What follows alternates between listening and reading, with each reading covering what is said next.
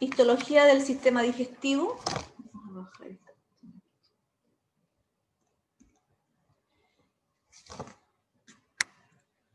Eso.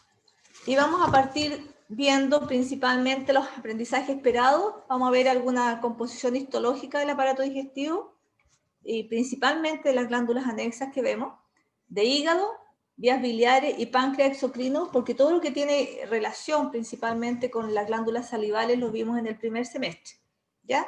Y obviamente que las muestras histológicas o los cortes que yo le envié histológicos y a donde ustedes tienen que trabajar fueron enviados en el primer informe de digestivo y ahí estaba tanto todo el tubo alimentario como las glándulas, el hígado y el páncreas. Así que lo completan, por favor, ¿ya?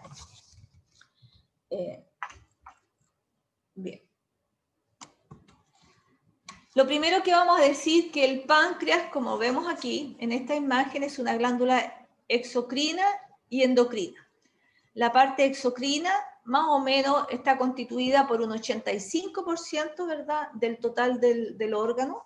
¿Ya? En cambio, la parte endocrina solamente corresponde a un 20%. Tiene un porcentaje de estroma que es relativamente escaso, que va entre un 10 a un 15%. La parte exocrina produce jugo digestivo y la endocrina obviamente elabora hormonas. Vemos que aquí está la glándula. Afortunadamente para nosotros conocemos básicamente la embriología del páncreas. Veíamos que había un esbozo ventral y dorsal y que unía sus conductos y conformaban un solo conducto que era el conducto principal, que desembocaba junto con el colédoco en el duodeno, ¿no es cierto? Vemos también que mide aproximadamente 25 por 5, 25 de largo, 25 de ancho y 2 de espesor y que pesa 150 gramos.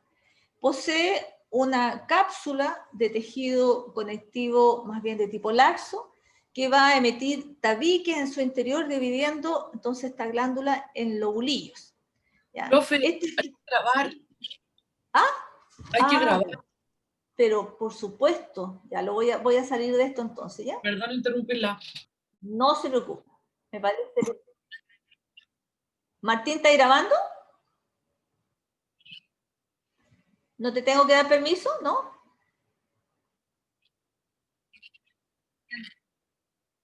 Ya, corazón, gracias por ello. ¿Eh? Voy a seguir entonces. Listo, digestivo.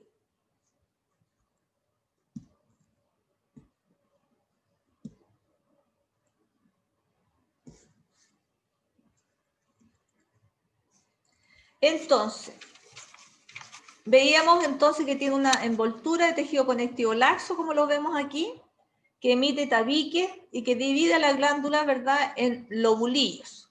Es importante porque recuerden que tiene un componente endocrino, ¿verdad?, y necesita vasos sanguíneos. Por lo tanto, cursan estos vasos sanguíneos, los nervios, ¿verdad?, y todo el sistema ductal a través del tejido conectivo que ingresa, ¿ya?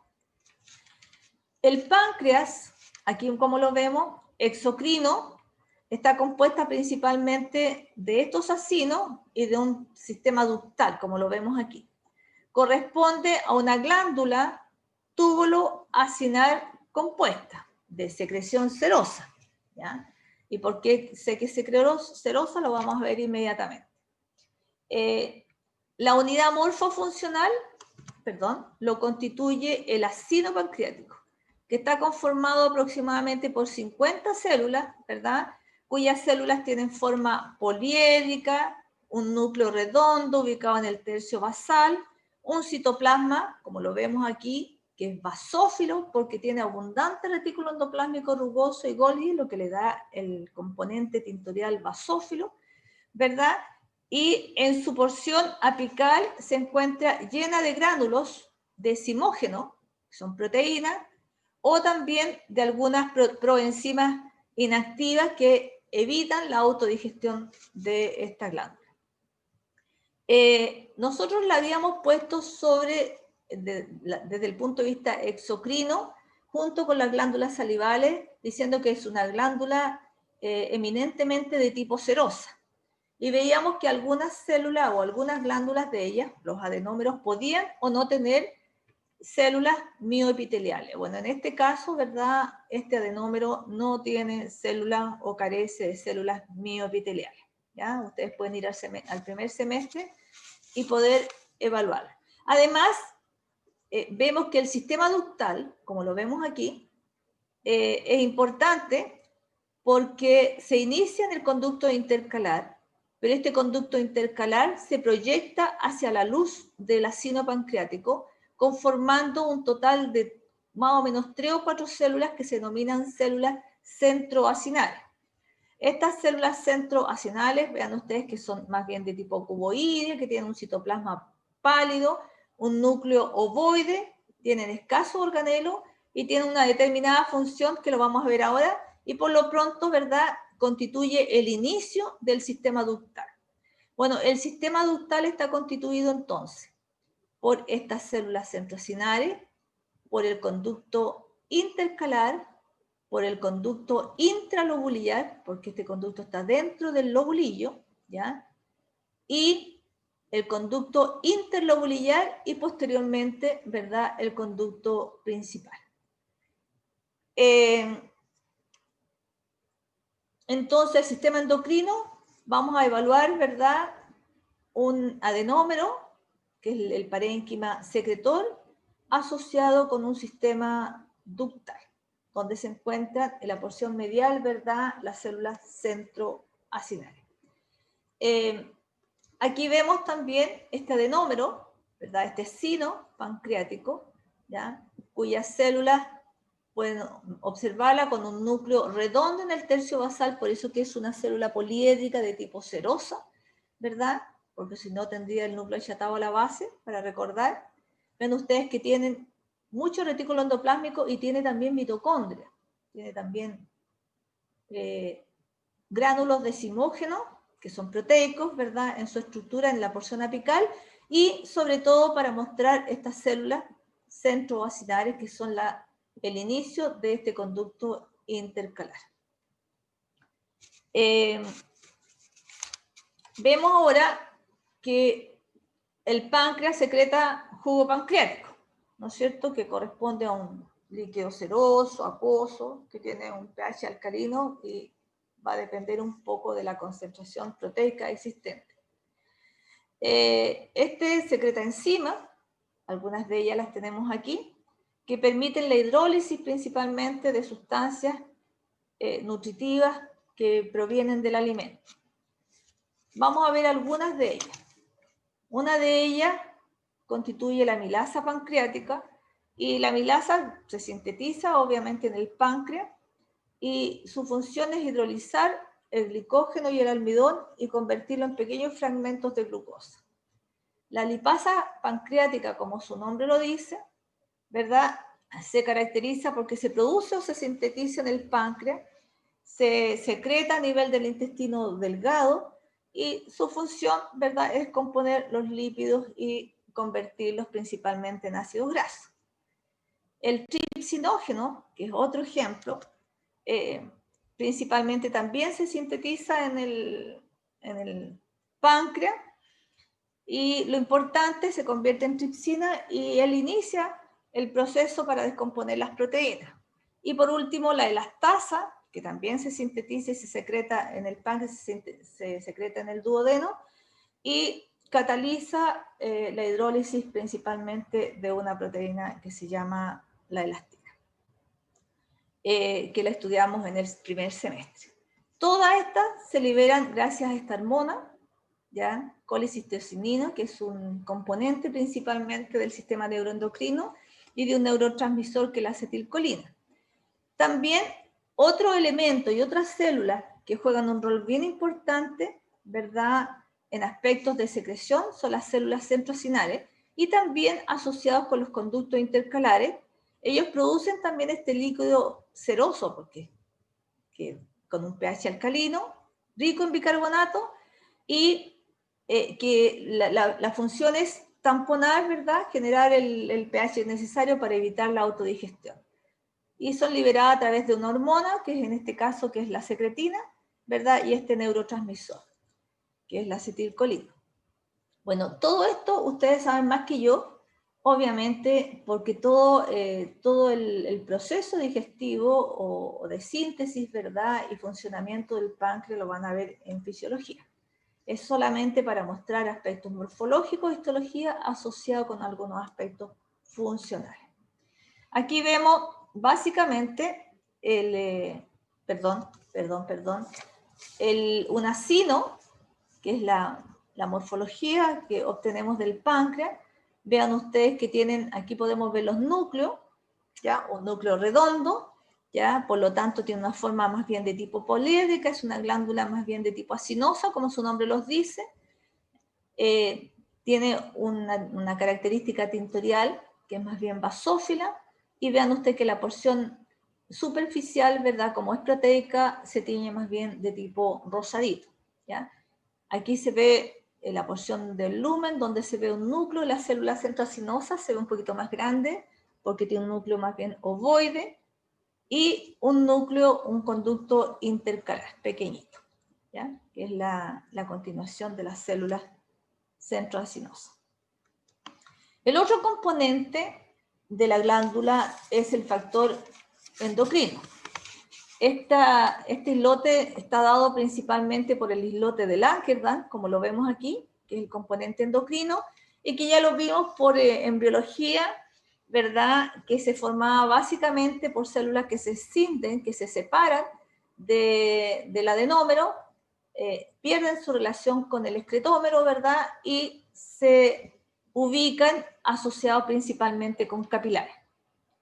Este islote está delimitado por una lámina basal, ¿ya? O una membrana basal, y obviamente rodeado por fibras reticulares que se ingresan a este islote, ¿verdad? Para rodear posteriormente a los vasos sanguíneos, ¿ya?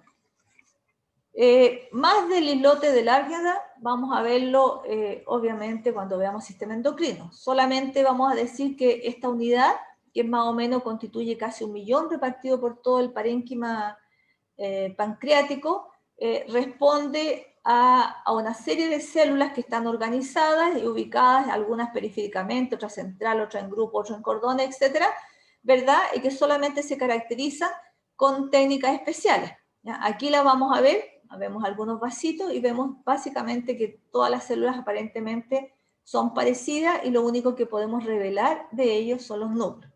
Algunas de ellas secretan insulina, que disminuye la glicemia, otras glucagón, que aumenta la glicemia, otras que modulan, ¿verdad?, el funcionamiento de una y otra a través de la somatostatina, otras que secretan básicamente un componente de la gastrina que ayuda o estimula el ácido clorhídrico y el vaciamiento gástrico a nivel del estómago, y otras, ¿verdad?, producen el polipéptido pancreático que va a inhibir secreciones pancreáticas, ¿ya? Ustedes pueden ver que hay una diversidad de tipos de células con funcionamientos coayudantes entre ellas, ¿verdad? O que básicamente van a ejercer su función a nivel gástrico. Vamos a empezar entonces con el hígado y vamos a leer un poquito lo que hay aquí, porque son conceptos generales. El hígado es el segundo órgano mayor después de la piel. La piel es un órgano, ¿verdad?, el más extenso y el más grande, y después tenemos el hígado, que pesa aproximadamente 1,5 kilos, 1,5 kilos, y es una glándula de gran tamaño que está ubicado, ¿verdad?, en la cavidad abdominal bajo el diafragma, como lo vimos, ¿verdad?, en biología. La función del hígado: captar, transformar y acumula metabolitos, neutraliza y elimina sustancias tóxicas a través de la bilis y interviene en la digestión del líquido. También produce, ¿verdad?, algunas proteínas plasmáticas como la albúmina y proteínas transportadoras. El hígado también es una glándula exocrina al secretar bilis y una glándula endocrina porque libera sustancias que van al torrente sanguíneo, como por ejemplo proteínas que pertenecen en la regulación interna del individuo, del organismo, en la homeostasis.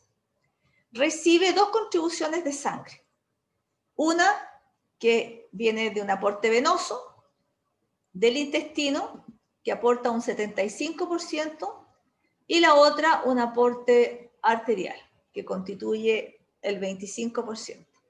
Esta sangre que llega al hígado es evacuada a través de las venas hepáticas, las que posteriormente drenan hacia la cava inferior, que está cercana al corazón, que también la conocimos, digamos, en biología. Entrando a la histología principalmente del hígado, podemos ver que tiene una forma más bien convexa, ¿verdad? En la parte superior, ¿ya? Y presenta también un hilo.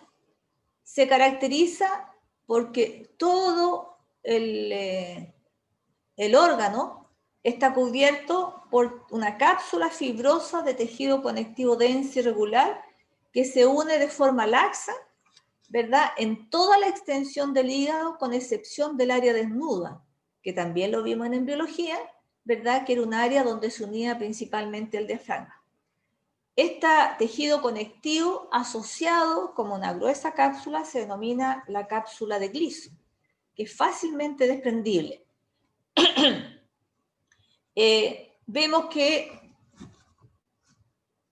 perdón, aquí en el ilio, esta cápsula, este tejido conectivo se engruesa, ¿verdad? Y permite la entrada de la arteria hepática, que es la que mencionamos que aportaba un 25% en su contribución de sangre y que trae sangre oxigenada, de la vena porta, que es esta celeste, ¿verdad? Que trae nutrientes principalmente del tubo alimentario, ¿ya? Y aporta un 75%, y sale principalmente las venas hepáticas que van hacia la cava inferior, y también el conducto biliar que no está ubicado a este nivel. Y que trae bilis, que es el componente exocrino, asociado principalmente con una estructura, ¿verdad? Que almacena y concentra la bilis denominada vesícula, ¿ya? Que es una bolsita de reservorio de la bilis. Bueno, aquí vemos que la unidad estructural del hígado lo constituye el lobulillo hepático. El lobulillo hepático es esta estructura que tiene forma hexagonal, tiene 6 lados, ¿verdad? En cuyo centro se encuentra una vena denominada la vena central. Está delimitada externamente por tejido conectivo, que es muy visible y que nos permite ver una estructura. Este es un esquema, ¿verdad? En el cerdo y en el camello, pero en el humano, obviamente que esta organización no se observa con claridad porque tiene límites poco definidos, o sea, no se aprecian principalmente los límites. Vemos que el tejido conectivo que rodea a este lobulillo hepático, ¿verdad? Todo este lobulillo hepático, se engruesa principalmente donde confluyen aproximadamente 3 lobulillos, ¿ah? Constituyendo una parte más engrosado que tiene mayor contenido de tejido conectivo, que se denomina el área portal. Perdón. El área, ay, se me pierde el cursor, perdón, chicos. Ahí está, el área portal. Entonces ahí tendríamos áreas portales, ¿ya? Entonces el lobulillo hepático estaría formado por una vena central y delimitada externamente por tejido conectivo, donde se encuentra el área portal. ¿Cómo está formado el área portal? ¿Ya? Vean ustedes que el área portal está formada por 3 elementos, denominados, porque son 3, a pesar que también tiene vaso linfático, denominada tríada portal. Entonces aquí tenemos una rama principalmente de la arteria hepática, como la vemos aquí, una rama o una tributaria de la vena porta y un conducto biliar, ¿ya? El conducto biliar se caracteriza principalmente porque es un vaso pequeño que tiene un epitelio más bien de tipo cúbico, que se hace absolutamente distinguible, ¿verdad?, de las otras dos estructuras, como ya la conocemos, una arteriola, se le llama arteria hepática, pero es una arteriola propiamente tal, que tiene una o dos capas de fibra muscular en su entorno, ¿ya? Y la vena que tiene, obviamente, que es delgada en su pared. Lo importante de esta es que esta tríada portal, ¿verdad?, se relaciona principalmente en parte con el parénquima hepático. Pero el lobulillo hepático, como lo vemos aquí, está constituida por el parénquima, formado principalmente por estas células que se llaman hepatocitos. Estos hepatocitos, ¿verdad?, se disponen de manera radial, como lo vemos aquí, a esta vena central, y está delimitada externamente por una placa o por una hoja de hepatocitos modificado que van a aislar esta área portal del resto del parénquima hepático. Y a esta lámina u hoja de hepatocitos modificados que delimita externamente, ¿verdad?, se denomina placa limitante. Por lo tanto, el lobulillo hepático, como lo vemos aquí, está delimitado principalmente del área portal por la placa limitante. Pero la placa limitante no se relaciona principalmente con el área portal porque existe un espacio entre ellos que se llama el espacio de Moore. Entonces tenemos la vena central, los hepatocitos, la placa limitante, el espacio de Moore y posteriormente, ¿verdad?, la tríada portal que se encuentra inserto en el tejido conectivo. Vemos que el parénquima, o más bien el estroma, ¿verdad?, que corresponde a tejido conectivo del hígado, corresponde a un tejido conectivo de tipo laxo reticular, el que se encuentra en el parénquima, o sea, entre medio de los lobulillos. Pero aumenta, obviamente, conformando principalmente el tejido conectivo externo donde se ubica el área portal, ¿ya? Ahí hay más tejido conectivo, por lo tanto hay colágeno tipo 1, ¿ya? Aquí vemos un esquema que nos muestra principalmente la vena central, que es la rama inicial de la vena hepática, y podemos ver cómo los hepatocitos se disponen en forma radiada, formando trabéculas, como cordones, de a uno, o formando placas anastomosadas, como en este caso, ¿ya?, entre los dos, placa anastomosada, y que tienen comunicación entre ellas, como las fenestras, como los capilares que veíamos antiguamente, ¿ya?, pequeñas comunicaciones entre ellas. Y cada una de estas placas anastomosadas o estas trabéculas está separada, ¿verdad?, por algunos espacios denominados, son grandes espacios vasculares que corresponden a los sinusoides hepáticos, como lo vemos aquí. Aquí tenemos los sinusoides. Los sinusoides hepáticos nosotros sabemos exactamente desde el punto de vista biológico de dónde vienen, ¿no es cierto? Podemos hacer esa relación y cómo está conformado el hígado desde el punto de vista biológico.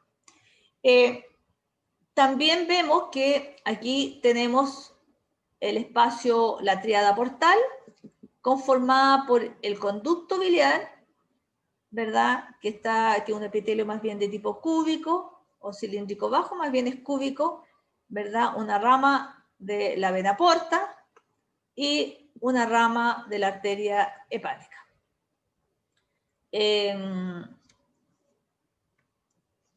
Aquí tenemos un lobulillo hepático, que esto está tomado un corte histológico de cerdo, ¿ya?, y podemos ver la vena central y cómo se disponen como rayos de una bicicleta, ¿verdad?, en dirección hacia la vena central, todo lo que son las trabéculas, ¿verdad?, o las placas anastomosadas de hepatocitos. Entonces se dirigen básicamente hacia la vena central, ¿ya?, separada por estos espacios que vemos aquí, que son espacios vasculares donde están los sinusoides hepáticos.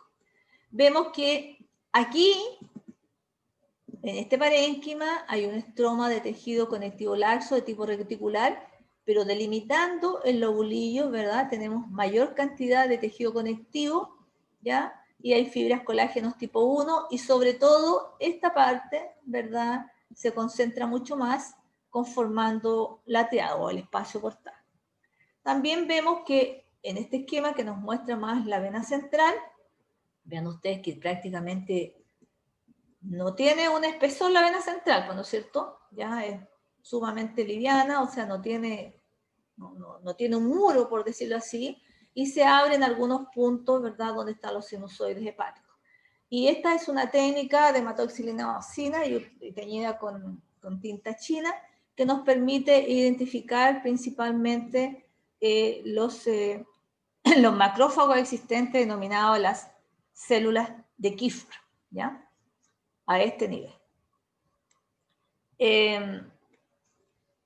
Bueno, hay tres maneras de definir la estructura del hígado, principalmente el lóbulo hepático. Entonces, hay tres definiciones, ¿verdad?, que relacionan a un lobulillo clásico, un lobulillo portal y un acino portal. ¿En qué radica este? Por ejemplo, el lobulillo clásico se define principalmente desde el punto de vista histológico, donde la sangre, ¿verdad?, del espacio portal de la vena y de la arteria, que vemos aquí, arteria hepática y vena porta, ¿verdad?, drena hacia la vena central, y por otro lado, ¿verdad?, la bilis, elaborada por las células hepáticas, drenan hacia espacios intercelulares, conformando los canalículos principalmente hepáticos, y esta va a drenar hacia la periferia, hacia el conducto biliar. El segundo es lo que hemos hablado durante todo este tiempo de la organización histológica, ¿verdad?, del lobulillo clásico. Existe básicamente otra definición del lobulillo portal, denominada lobulillo portal, que está referido a su función exocrina. Y aquí se define principalmente como una región triangular, como la vemos aquí, cuyo centro es la región portal y la periferia corresponde, ¿verdad?, a líneas imaginarias que unen los tres venas principales. Entonces, esto define la parte exocrina, donde la bilis es producida por los hepatocitos y es drenada, ¿verdad?, hacia el espacio porta, hacia la periferia.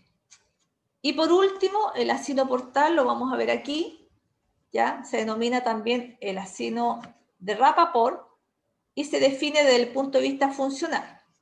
Podemos ver aquí, en este espacio, el espacio porta, ¿verdad?, que tenemos principalmente la arteria hepática, ¿ya?, y la vena porta. Y esta lobulillo portal está referida principalmente al aspecto funcional y principalmente a la arteria de distribución proveniente de la arteria hepática. Y en consecuencia, vean ustedes que la arteria hepática envía una rama de distribución, ¿ya?, y que se refiere principalmente al orden, cómo los hepatocitos van a recibir esta sangre oxigenada, ¿verdad?, y puedan sufrir agresiones tóxicas o hipóxicas por falta de oxígeno. Por lo tanto, se regionaliza básicamente esta forma ovoide de límites poco definidos en tres regiones, que está dada por una región que está la zona 1, próxima a la rama de distribución de la arteria hepática, denominada zona 1 o espacio periportal, zona 2 o intermedia, y zona 3, ¿verdad?, que está dado principalmente próximo a la vena. Entonces vemos básicamente que la zona 1 es la que recibe mayor cantidad de oxígeno. Sin embargo, la zona 3, ¿verdad?, que está próxima a la vena, es la que recibe el mayor déficit de oxígeno, o sea, recibe menor cantidad de oxígeno. Y eso juega un rol importante desde el punto de vista funcional, ¿verdad?, cuando hay reacciones de ayunos prolongados. vemos que aquí el que recibe mayor cantidad de oxígeno son aquellos que están ubicados, ¿verdad?, en la zona 1, en la región perilobular.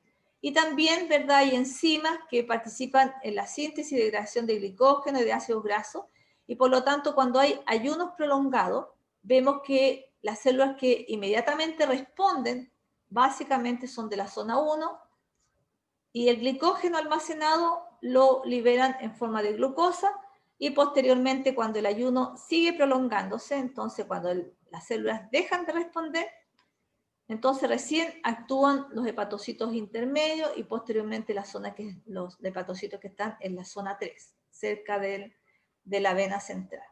De tal manera que aquí vemos las agresiones, ¿verdad?, en una situación de ayuno prolongado, donde las células, ¿verdad?, primeras que tienen que responder frente a situaciones de agresiones, ¿verdad?, son las células que reciben mayor cantidad de oxígeno. Bien, esta otra imagen nos muestra principalmente la vena central y nos muestra los hepatocitos.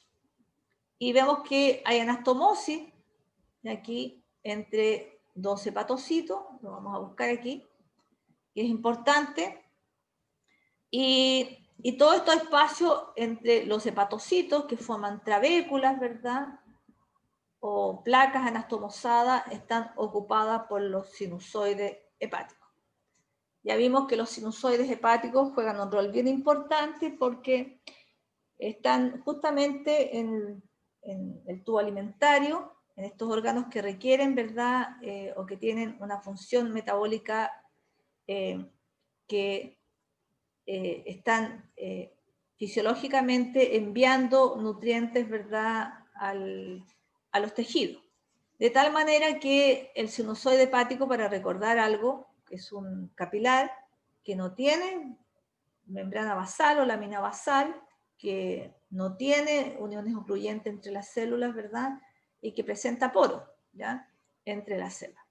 Y que obviamente, como lo pueden ver aquí, los diámetros no son uniformes, ¿ya?, en toda su extensión. Lo importante de esto es que el sinusoide hepático, al endotelio del sinusoide, el endotelio vascular, le llaman endotelio o epitelio perisinusoidal, ¿ya? Lo tiene. Pero el endotelio perisinusoidal es el mismo endotelio de los sinusoides hepáticos. Ahora, el hepatocito no se relaciona directamente con el sinusoide, sino que entre medio de ellos hay un espacio que se llama el espacio perisinusoidal o el espacio de Dice. Es importante en este espacio de Dice porque en este espacio corresponde, hay un intercambio entre la sangre principalmente, ¿verdad?, y los metabolitos provenientes del hepatocito. Aquí el plasma de la sangre, ¿verdad?, se escapa de los sinusoides libremente hacia este espacio de Dice y obviamente tiene libre acceso a ese lugar. ¿Qué encontramos en el espacio de Dice? Aquí encontramos estas células de los hepatocitos, son células que tienen microvellosidades, por lo tanto los microvellosidades se proyectan hacia el espacio de Dice. Encontramos el plasma proveniente, ¿verdad?, del sinusoide, algunas proteínas, algunas glicoproteínas, encontramos algunas secreciones hepáticas, obviamente con excepción de la bilis, ¿ya? Lo vamos a ver un poquito más.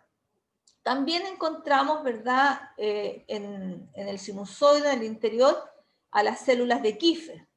Estas células de Kiefer son bastante particulares porque se asocian a estas células que recubren el vaso sanguíneo, el recubrimiento endotelial, ¿verdad?, y generan algunas prolongaciones que se denominan filopodios. ¿Cuál es la función básicamente de estas células de Kiefer a nivel, digamos, del hígado? Lo que hacen es degradar aquellos eritrocitos, ¿verdad?, que están envejecidos y que están dañados, que vienen procedentes del vaso. Recuerde que el vaso tiene una función básicamente de degradar, ¿verdad? O llegan a morir los eritrocitos. ¿Se acuerdan de la clase de histología anterior, verdad? Bueno, aquellos que obviamente vienen dañados y no alcanzaron a ser destruidos, ¿verdad? O degradados, son degradados por estos macrófagos a nivel del hígado. Y además, ¿verdad? Van a degradar desechos celulares, ¿verdad? Y algunos microorganismos que vienen a través de la vena porta. Vemos también lo que yo les mencionaba recién, que el parénquima, o sea, donde se encuentra el parénquima hepático, nosotros tenemos un tejido conectivo, un estroma de tejido conectivo laxo de tipo reticular. Y esta es una técnica especial de plata que nos permite ver, ¿verdad?, que tiene muchos vasos sanguíneos que están rodeados especialmente por fibras reticulares. Y ese corresponde al estroma que está en el espesor del parénquima hepático.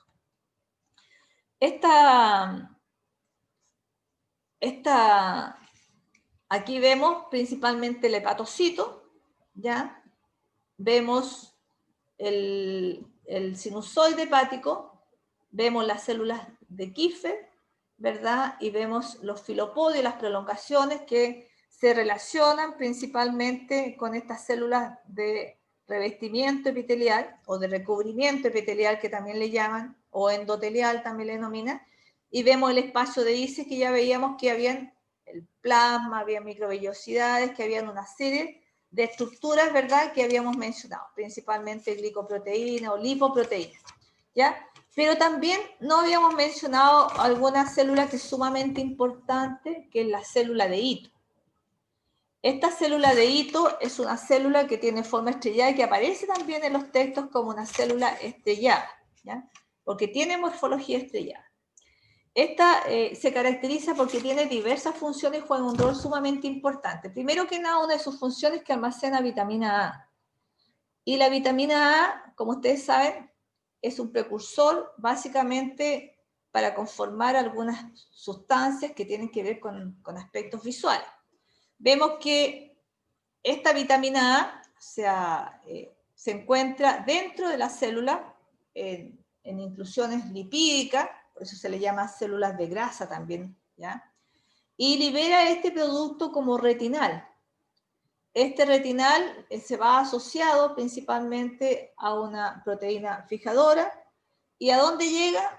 Hacia la retina y forma junto, ¿verdad?, con la opsina, lo vamos a ver nosotros después, un pigmento visual que se llama la rodopsina, que está asociada principalmente, ¿verdad?, a los bastones y que tiene relación con la visión en penumbra, ¿ya? Por lo tanto, juega un rol bastante importante. Ahora, esta célula, como tiene origen mesenquimático, que está aquí, la célula de Ito, la célula estrellada también, se puede transformar como célula mesenquimática a un miofibroblasto. Miofibroblasto porque tiene proteínas contráctiles en su interior. Ahora, por otra parte, tiene aspectos funcionales del fibroblasto. Por lo tanto, secreta colágeno tipo 1 y colágeno tipo 3. Entonces, frente también a ciertos daños, ¿verdad?, es capacidad de generar alguna remodelación secretando constituyentes de la matriz extracelular, como lo hacen los fibroblastos, ¿no es cierto? Y obviamente reparar algunas lesiones hepáticas. Por ejemplo, ¿verdad?, en algunas patologías terminales como la cirrosis, ¿verdad?, esta célula juega un rol bien importante porque genera cicatrización. Y en ese aspecto, obviamente, cuando está funcionando en procesos reparativos, deja de almacenar lípidos y vitamina A, ¿ya? Entonces, esta célula de Ito o célula estrellada se encuentra aquí en el espacio de Dice. El hepatocito, como lo vemos aquí, es una célula más bien de tipo poliédrica o poligonal, como le llaman, ¿verdad? Y mide entre 20 a 30 micrones. Esta célula va a sufrir variaciones, como lo vemos, en sus propiedades bioquímicas, en sus propiedades histoquímicas, en sus propiedades, ¿verdad?, estructurales, dependiendo del lugar donde realmente se ubique, ¿ya?, si forma trabéculas, etc. vemos que aquí posee dos dominios, un dominio lateral y un dominio sinusoidal. Entonces estos hepatocitos entran en contacto también con otros hepatocitos, en este caso, ¿verdad? Y también limitan el espacio de DIS. Ahora, el dominio lateral, como lo vemos aquí, ¿ya? Se encarga de formar estas estructuras que son las canalículos biliares. Son uniones principalmente de dos membranas plasmáticas de células o de hepatocitos que están inmediatamente adyacentes. Entonces forman estos espacios, son espacios laberínticos, como lo ven aquí, estas formaciones irregulares que están delimitadas por uniones estrechas, ¿ya? Para evitar que la bilis se salga. De tal manera que la célula libera el producto de secreción de la bilis hasta estos canalículos biliares. A su vez, ¿verdad? Como la célula de hepatocito tiene microvellosidades, proyecta, ¿verdad? Estas microvellosidades hacia el canalículo biliar para aumentar la superficie de secreción de la bilis. Las células no tan solo tienen estas uniones estrechas que delimitan el canalículo biliar, esta porción laberíntica, que ¿se acuerdan que los epitelios tenían células yuxtapuestas como los epitelios? Aquí más o menos para formar este canalículo. Bien, vean ustedes que se unen a través de demosoma y también tiene uniones de intersticio de nexos que le permiten comunicarse entre célula y célula, ¿ya? Por otra parte tenemos el dominio sinusoidal. Vean ustedes que la célula tiene una gran cantidad de microvellosidades que se alojan principalmente en el espacio de DIS.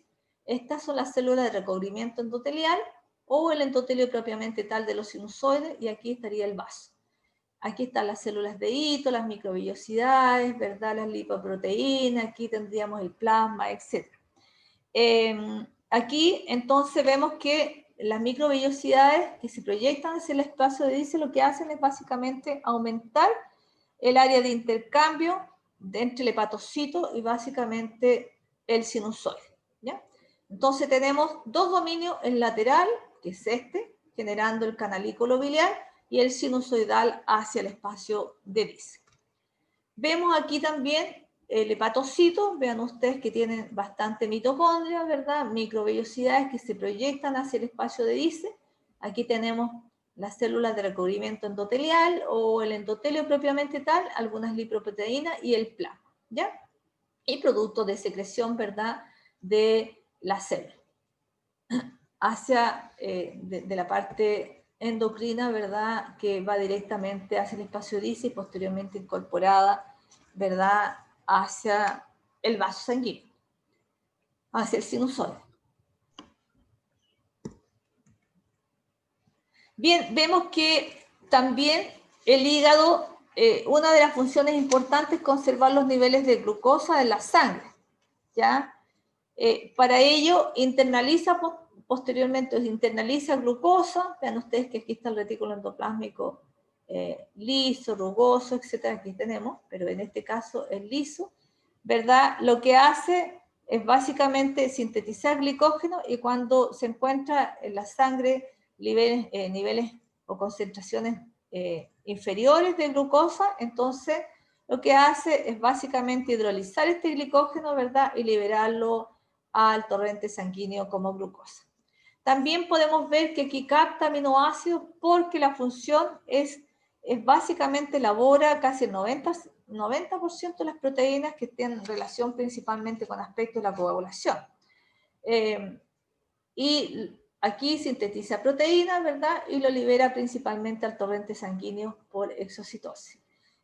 Además de las proteínas sanguíneas, también libera o sintetiza algunas proteínas que están relacionadas principalmente con reacciones de complemento, transporte metabólico, etcétera, y algunos aminoácidos no esenciales. Los conductos hepáticos del hígado están dados principalmente, como vemos aquí, se inician por los canalículos biliares, que ya veíamos que son las membranas plasmáticas de ambos que forman esta situación media laberíntica, ¿verdad?, donde drena principalmente la bilis. Posteriormente, conforme se conjugan, ¿verdad?, formando los colangiolos, como lo vemos aquí, se unen varios de ellos para formar el conducto biliar, o perdón, el canal de Hering, y que drena la bilis hasta este conducto biliar. El conducto biliar que se encuentra en el espacio porta, se unen varios de ellos, se suman para ir a conformar los conductos hepáticos derecho e izquierdo.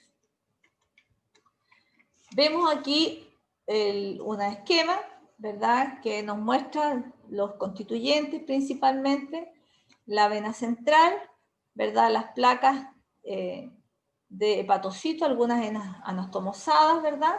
Vemos también cómo se disponen como los rayos de una bicicleta hacia la vena central.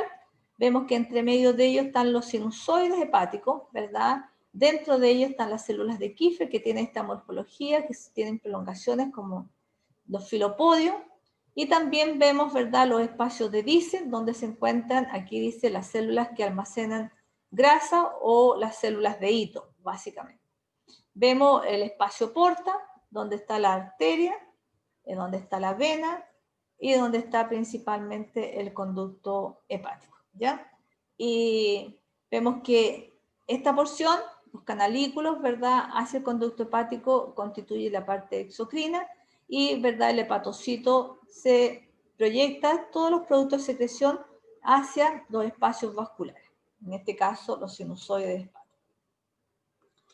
Y por último, la vesícula biliar, como lo vemos aquí, tiene una forma como de perita, mide entre 10, ¿verdad?, por 4 centímetros y guarda aproximadamente un 70 ml de bilis que viene desde la función hepática, ¿ya? Vemos que se caracteriza porque almacena y concentra la bilis y está conformado por un cuerpo y por una cola, ¿verdad? Y en la cola se comunica con el conducto cístico. En términos generales presenta una mucosa, una lámina propia, una capa muscular y una serosa. Pero vemos aquí que alguna bibliografía dispone o muestra, ¿verdad?, que el epitelio, que es un epitelio más bien de tipo cilíndrico simple, ¿verdad?, podría tener dos tipos de células, que son las células de Clara y células en cepillo, que las células en cepillo en realidad son casi ocasionales, pero casi en muy poca concentración, pero la mayor cantidad son las células de Clara, o células claras, más bien dicho, que tienen algunos gránulos secretorios ocasionales de mucígeno, ¿verdad?, que le van a ayudar principalmente en su función de lubricación.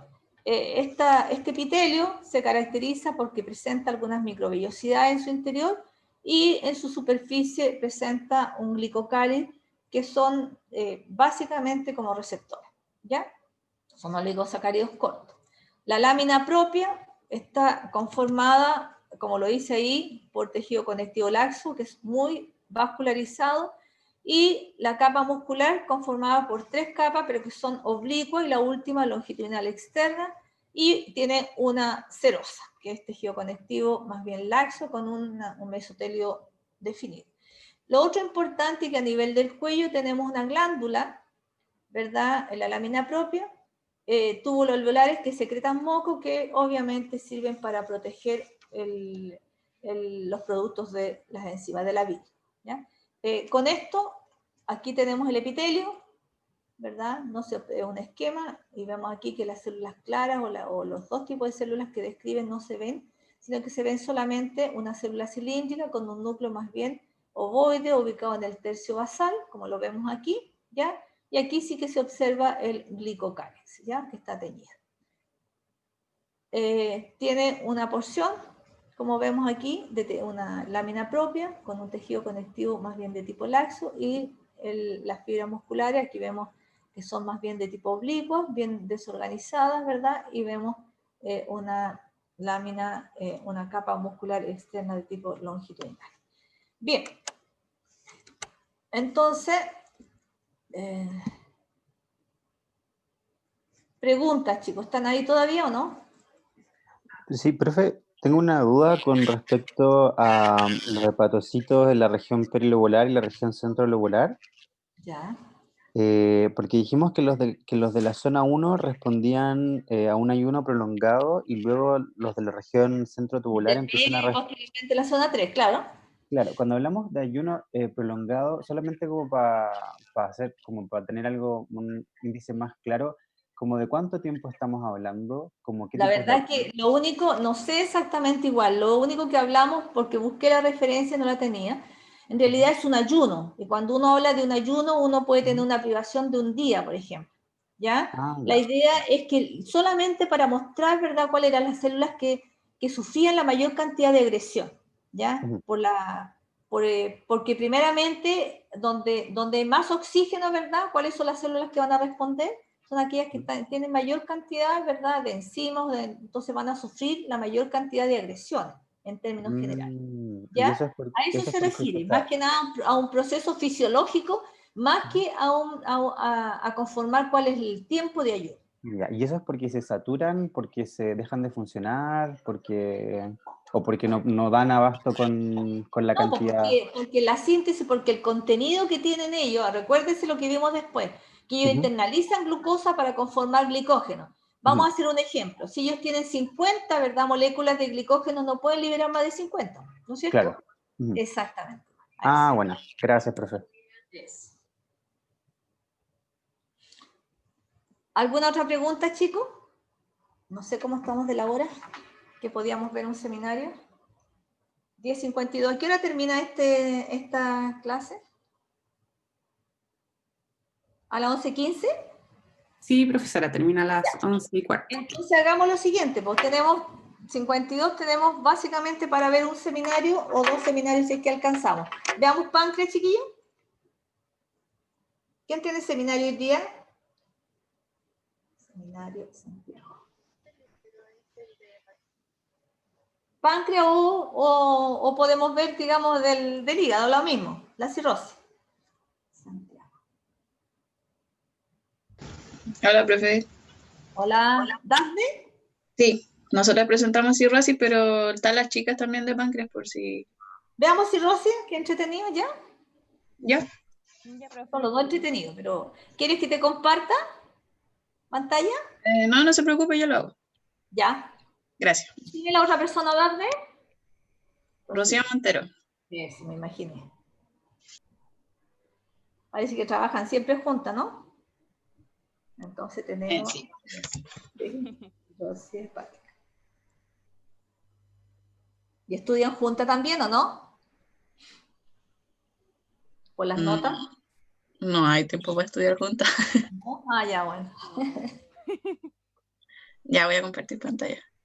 Muy bien. Si me da la opción, profe, por favor. Ah, ya. Eso es lo que te decía, ¿viste?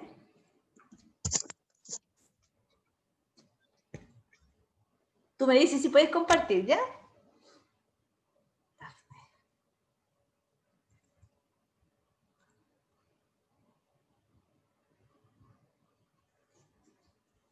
¿Quién va a empezar? Yo, es que no encontraba ahí el... ya. Dele nomás, corazón. Buenos días, profesora, compañeros y compañeras. Junto con Rocío Montero vamos a presentar sobre cirrosis hepática. Muy bien.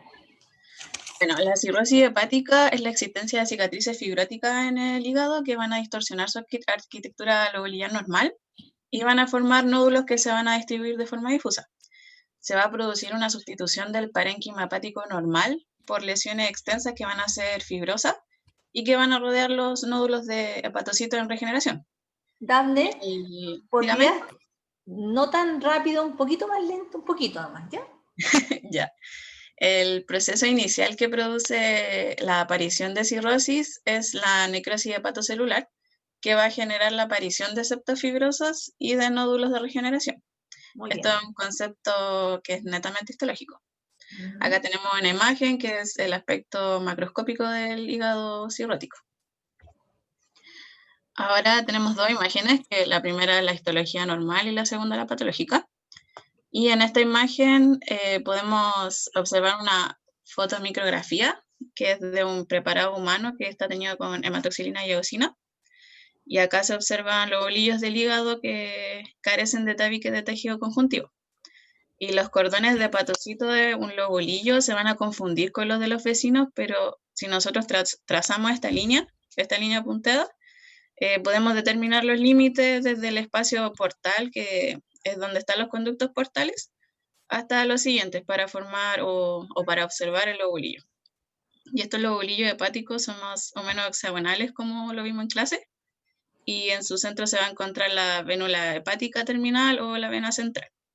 Lo más normal es que en el hígado humano se observe poco tejido conjuntivo entre los lobulillos. Ahora, si vemos la imagen patológica, tenemos los nódulos regenerativos, que también se pueden llamar cirróticos, que se producen en respuesta a una necrosis por alteraciones de vascularización, por ejemplo, o por otro estímulo. Y este tejido necrótico se va a sustituir por tejido de sostén, que principalmente es colágeno, que va a formar conjuntos de septos fibrosos que van a tener en su centro tejido hepático que todavía está sano. Y por hiperplasia de la célula hepática dentro de estos septos se van a generar los nódulos de regeneración, como ya lo había mencionado, y el tamaño de estos nódulos nos van a permitir clasificar la cirrosis en micronodular o macronodular, que vamos a mencionar más adelante cuando hablemos de los tipos de cirrosis. Ahora, en etiología, las posibles causas de la cirrosis son múltiples. Tenemos la división entre comunes y menos comunes, y entre las comunes tenemos la enfermedad hepática alcohólica, que se caracteriza por una cirrosis de tipo micronodular y se observa fundamentalmente en pacientes con un consumo excesivo y prolongado de alcohol. Como no aparecen síntomas de intoxicación alcohólica o de abstinencia, el paciente puede mantener un elevado consumo alcohólico durante mucho tiempo, que va a retrasar el diagnóstico. Y estas lesiones hepáticas que caracterizan la cirrosis no tienen relación con el tipo de bebida, sino que es con su graduación alcohólica. También tenemos las virales, que por el virus de hepatitis B y C. Tenemos hemocromatosis, que se caracteriza por un aumento de depósito de hierro en el organismo, que va a ocasionar la muerte del hepatocito y va a incrementar la síntesis de colágeno. Y esta también es parte de las alteraciones metabólicas. Y tenemos las causas que son menos comunes, que en esta tenemos la hepatitis autoinmune, la cirrosis biliar, que puede ser por obstrucción crónica del flujo biliar, y esta cirrosis puede ser primaria cuando la obstrucción es de conductos grandes o de conductillo intrahepático, y también puede ser secundaria. Tenemos fármacos que, perdón, estas lesiones hepáticas se pueden producir por daño directo del fármaco o puede ser de sus metabolitos y la unión de estos metabolitos a proteínas que van a desencadenar una reacción inmunológica. Pueden ser infecciones, la enfermedad de Wilson, y como dato, acá en Chile la principal causa es el consumo de alcohol, que se estima que explica el 50% de la mortalidad por cirrosis. Después le sigue la hepatitis C, la enfermedad por depósito de grasa no alcohólica, causas autoinmunes, entre otras. Y los tipos de cirrosis, como ya había mencionado antes, el tamaño de los nódulos nos va a permitir clasificar la cirrosis en dos, que son la cirrosis micronodular y la macronodular, que se va a presentar ahora. Ya, bueno, como introdujo mi compañera, podemos tener dos tipos grandes de cirrosis, que son según el tamaño de su nodulillo y otras características. Y bueno, tenemos acá primero el micronodular, que se caracteriza desde un punto de vista histológico porque presenta pequeños nódulos de regeneración. Y si pueden apreciar, hay lobulillos que están desestructurados, o sea, ya no tienen esta forma hexagonal que vimos antes en un hígado sano, sino que ya es más difícil ver la forma que tienen, se ven más desordenados, por decirlo de alguna forma.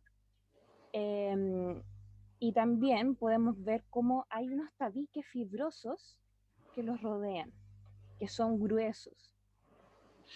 Y bueno, ya en la superficie del hígado mismo vamos a poder ver los nodulillos que se caracterizan porque son menores a 3 milímetros, pero aún así son visibles. Y bueno, acá tenemos un corte histológico que lo vimos anteriormente también, en donde se puede apreciar también esta estructura un tanto desordenada y desestructurada de los lobulillos. Siguiente, por favor.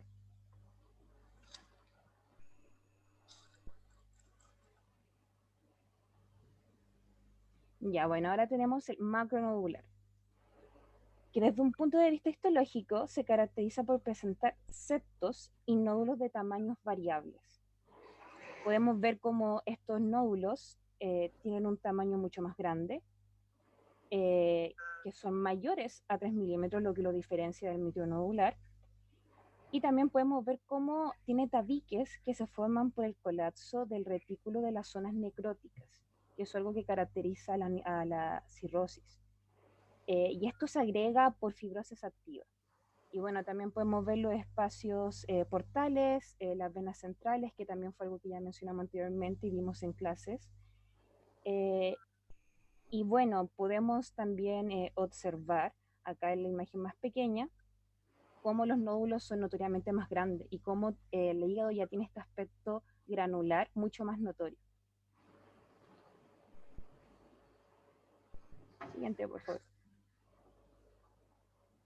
Bueno, ahora vamos a hablar de la anatomía patológica, en donde podemos ver una diferencia clara entre lo que es un hígado sano y un hígado cirrótico, en donde el hígado normal podemos ver que tiene una superficie lisa, un color uniforme, mientras que el hígado cirrótico evidentemente tiene este aspecto granular, tiene un color mucho más opaco.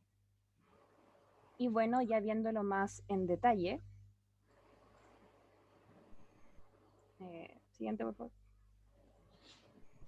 podemos ver acá ya con esta patología anatómica, cómo hay una diferencia notoria entre la cirrosis macronodular y micronodular, en donde la macronodular, como lo mencionamos antes, tiene estos nódulos mayores a 3 milímetros, bastante notorios. En la micronodular son ya más pequeños. Y la verdad es que también existe una cirrosis que es de tipo mixta, en donde podemos ver características de tanto de cirrosis macronodular como micronodular, que es algo ya más como intermediario entre ambas. Y bueno, acá ya viendo más al detalle de lo que sucede con el tejido, podemos ver acá como hay una hinchazón bastante notoria de las células del tejido, en donde también hay tejido necrótico alrededor aquí de la vena. Podemos ver también cómo hay cicatrización, que también es algo característico de la cirrosis, y cómo la forma de las células difiere totalmente de la fórmula hexagonal del hígado normal y sano. Bueno, ahora ya pasándonos a los signos y síntomas de manera general, tenemos que en la cirrosis el paciente va a presentar astenia, que es la pérdida de energía anormal en una persona que está aparentemente sana, anorexia, y ya en los síntomas de índole cutáneo ungueales, que son los síntomas en la piel y uñas, podemos ver las arañas vasculares en esta imagen de acá. Podemos ver también el eritema palmar, que es cuando las palmas se enrojecen, como también podemos ver en la imagen. La hipertrofia de la parótida, podemos también ver contractura palmar, que es cuando se engrosa y endurece de forma gradual el tejido que se ubica debajo de la piel de la mano. También podemos ver acropaquia, que es cuando la uña toma una forma redondeada, y también uñas en vídeos de reloj, que podemos ver en la imagen, en donde la uña toma una curvatura convexa. Y también se puede ver la desaparición de la parte blanca de la uña, como también se puede ver en la imagen. Mientras que ya en el examen físico podemos hallar una hematomegalia y una esplenomegalia evidente. Y bueno, como conclusión, decir de manera general que la insuficiencia hepática es consecuencia de la necrosis hepatocelular y la sustitución de los hepatocitos, que por este tejido de reparación que mencionamos, se da lugar a la aparición de todos estos trastornos, que al final son lo que perjudica los parámetros hepáticos, en donde se termina viendo al final todo este fracaso en las funciones de síntesis y depuración tan importantes del hígado sano. Que se puede ver reflejado en la disminución de la albumina, el colesterol y la tasa de protombina, entre otras cosas. Por eso es muy importante que el diagnóstico de la cirrosis sea oportuno, ya que esto está vinculado muy estrechamente con la sobrevida del paciente. Y en Chile es un tema relevante de tratar por los altos índices de cirrosis, como lo mencionamos al principio de la presentación. Y bueno, todo esto enfocado para una asistencia médica oportuna. Y bueno, con eso culminamos nuestra presentación. Muchas gracias. Bien. Veamos aquí. Dafne. ¿Estás ahí, Dafne? Dafne. Sí, no podía desmutearme. Dafne, en 2 palabras, ¿qué es lo que es la cirrosis? Es la existencia de cicatrizaciones fibróticas, o sea, como el aumento de fibras de colágeno entre los lobulillos, que no debería ser normal. ¿Y por qué se produce eso? Las lesiones, No, el colágeno. por la necrosis que va matando los hepatocitos y aumenta el colágeno, formando la fibra. ¿Por la necrosis? Sí, decía que, bueno, lo que yo busqué decía que la necrosis mataba los hepatocitos y que ahí el tejido conectivo iba sustituyendo ese tejido necrótico. Es otra cosa, es un mecanismo, ¿verdad?, de cicatrización, de reparación, ¿no es cierto o no? Sí, Del parénquima hepático, ¿sí o no? sí, Ya está. para Entonces regenerar las lesiones. la cirrosis, en el fondo, ¿verdad?, tiene relación con la presencia de un proceso que es reparativo, ¿no es cierto? ¿Ya? De una Sí. lesión, independiente de la etiología, ¿verdad? Sí. Ahora, quiero que me diga, Dafne, ¿qué es lo que es un nódulo de regeneración? Que me lo definas. Acá está, a ver. Te voy a mostrar la imagen. Bueno, el nódulo de regeneración, mientras busco la imagen, es como la definición entre la fibra de colágeno que van a tener dentro del nódulo, que va a tener células que están sanas del hígado. Entonces, como ellas van proliferando, va generando este nódulo de regeneración. No sé si se entiende. No. ¿No? No. Bueno, ya, aquí con el dibujo, por ejemplo, tenemos este que sería el nódulo, no sé si lo ves. Acá tiene células que están sanas y por acá está rodeada por el tejido conectivo o conjuntivo, que es el de colágeno. Y estas células van a ir proliferando y generando este nódulo de regeneración, que la idea es, se forma como para regenerar esta lesión. Ya, o sea, son células que son sanas, que se produce una proliferación, Sí. una hiperplasia celular. ¿Ya? Sí. Ya está. ¿Y por qué se produce la hiperplasia? No, eso no lo sé. No, eso no lo busqué. ¿Y por qué se produce? Bueno, una de los tejidos que son más nobles básicamente y que se regeneran casi en su totalidad, tú debes saber que es el hígado, ¿no es cierto? Y que Sí. la persona básicamente puede funcionar con un pequeño segmento de ahí, constituir una gran extensión porque tiene esa capacidad proliferativa, ¿ya? De hiperplasia. Yeah. Pero lo importante es cómo se empieza a degenerar el hígado. Porque para que ocurra todo esto, ¿verdad?, tiene que haber un inicio. ¿Qué es lo que pasa con el hepatocito? ¿Cuáles son los cambios que sufre el hepatocito? No lo sé. Yo lo vi como lo que pasaba con la necrosis, que se iba muriendo este hepatocito. ¿Por qué se muere? Por la proliferación activa. Por así. ¿Por qué? Por la proliferación activa que se está provocando en el tejido, profe. No, pues, o sea, esa es una respuesta a. Si hay un agresor, por ejemplo, ¿verdad? Una noxa, en este caso cualquier elemento, un virus, por ejemplo, o en el caso del alcohol, que es más prolongada, ¿verdad? Entonces, ¿qué le pasa a la célula?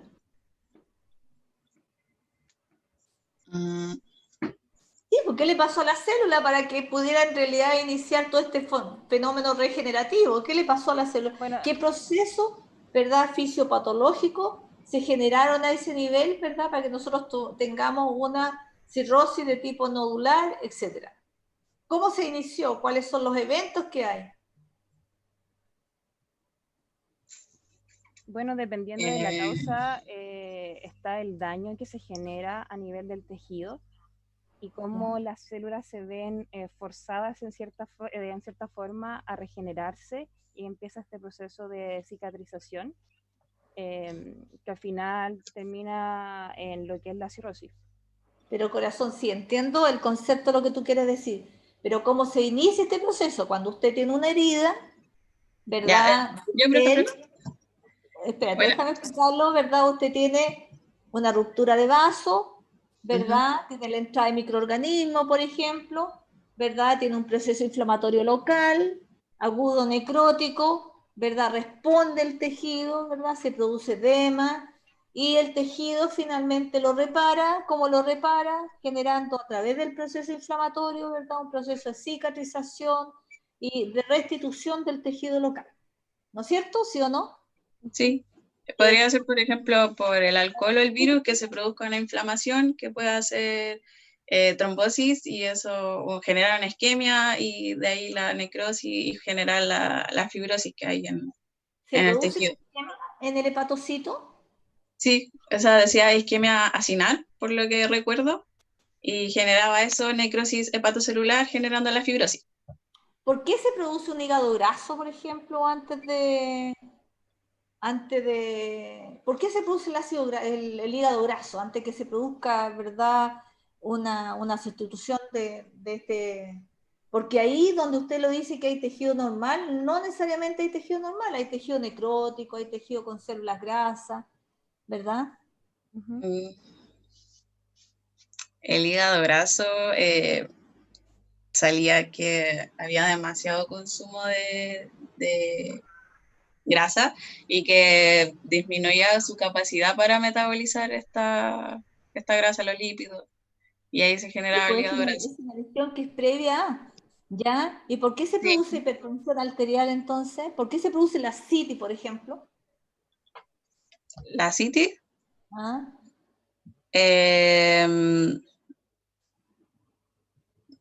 ¿cómo se llama? Nada, la CITI no la sé. Ya, entonces le faltó fisiopatología, pues ya Sí. asociarlo con la histología, ¿no es cierto, no? ¿Está de Sí. acuerdo conmigo? ¿Sí? Sí, porque Sí. usted, o sea, usted se fue al final de la película, de la definición de lo que era la cirrosis, que tiene razón, la cirrosis corresponde, ¿verdad? Pero en el fondo demostró solamente algún aspecto, digamos, de una imagen de anatomía patológica, pero no hizo la histología propiamente tal, ni la relación. Entonces, necesito que en el informe me coloque todo lo que es la fisiopatología, qué es lo que pasa con la célula, cómo se dañó, cómo se inició, ¿ya? ¿Qué es lo que exactamente, qué corresponde, por ejemplo, aquí lo puse, qué es lo que es el tejido necrótico, Rocío? Bueno, el ¿Qué es para ti un tejido necrótico? Un tejido necrótico es un tejido que ya está muerto, o sea, que la célula ya está en una fase terminal, por así decirlo, y donde ya, por ejemplo, en el caso del hígado, el hepatocito ya pasó por o sea, como que ya pasó por este fracaso en su función, y por eso ya no puede, o sea, ya no tiene esta característica funcional de que lo caracteriza. Ya. Usted tiene que aprender ambas a poder referirse, digamos, en un seminario abierto con sus colegas cuando sea médico, con un lenguaje de tipo académico, ¿ya? Entonces, importante, vamos a hacer dos cositas, chiquillos, ¿ya? Si bien es cierto, la presentación estuvo, ¿verdad?, dentro de los patrones, le falta la fisiopatología, le falta relacionar la histología normal con la evolución, básicamente, ¿verdad?, de la cirrosis propiamente tal. Necesito que me coloquen, ¿verdad?, lo que es la CITI, por qué se produjo la hipertensión, qué le pasó a la célula, por qué se llenó de grasa, etcétera, etcétera, etcétera. ¿Ya? Hasta llegar al proceso reparativo de la cicatrización, que es lo que es una cirrosis final. ¿Se entendió, chiquilla? ¿Ya? Sí. Sí, Ya, profe, yo no voy a estar problema. muy pendiente de su seminario, porque el seminario yo les dije la semana anterior, es un seminario que conlleva, ¿verdad? Junto con el de la úlcera gástrica y el cáncer gástrico, es el que nos sirve de patrón a nosotros para poder entender qué es lo que es una anaplasia, una displasia, una metaplasia, los problemas de reparación celular. O sea, hay una serie de conceptos que ustedes se van a ver en fisiopatología constantemente enfrentada y en anatomía patológica. Además, siempre les menciono, ¿verdad?, que la parte circulatoria, respiratoria, digestiva y renal son los 4 elementos, ¿verdad?, clave, básicamente medicina general, ¿ya? Y ustedes tienen que tenerlo bien dominadito porque siempre son patologías asociadas, ¿ya?, que lo van a ver en diversa cantidad de pacientes. Entonces, tener un instructivo, ¿verdad?, aunque sea de un 10% de un conocimiento general, para mí es bien importante, ¿ya? Y para ustedes mejor. Así que me arreglan eso, por favor, chiquillos, ¿ya? Nos vemos, no alcanzamos al otro. No, nos vemos en el otro para poder después ver el segundo seminario, chiquillos, ¿ya? Descansen un poquito, ¿ya? Profe, una consulta. Sí. ¿Hasta cuándo tenemos plazo para enviar los informes y los PowerPoint? Esta semana, porque la próxima semana, tenemos ya la prueba y después yo tengo que empezar a hacer la prueba de alcances clínicos, que es más compleja que el resto de las otras clases, porque tengo que unir algo que no emanó de mí, sino que de ustedes. Entonces tengo que unir y van a ser 12 preguntas, no sé. Tengo que juntar todos los seminarios, lo tengo que leer, lo tengo que recorregir, etcétera, etcétera. ¿Ya? Entonces, esta semanita me lo envía, el que quiere también lo puede modificar, lo puede rectificar, si quiere aumentar un poquito la nota. Ya, chiquillos, nos vemos en la parte... ¿Te lo enviamos a usted? A la Tamara, porque la Tamara lo tiene que tener ella para poder distribuirse frente a cualquier cosa, y la Tamara me lo envía, ¿ya? Y si hacen un informe de nuevo modificado, le ponen informe modificado número 2, póngale numerito para yo saber, ¿ya? ¿Ya, chiquillos? ¿Ya? Y otra cosita le voy a pedir los que envían Tamara también. Tengo un enredo entre los de La Serena y los de Santiago, que son los mismos seminarios. Si ustedes pueden poner ahí Santiago, abreviadito, ¿verdad? Entonces yo no tengo que estarle mirando la lista para poder colocarlo, digamos, en mi carpetita, ¿ya? Me harían ese favor. Gracias, chiquillos. Nos vemos un ratito más.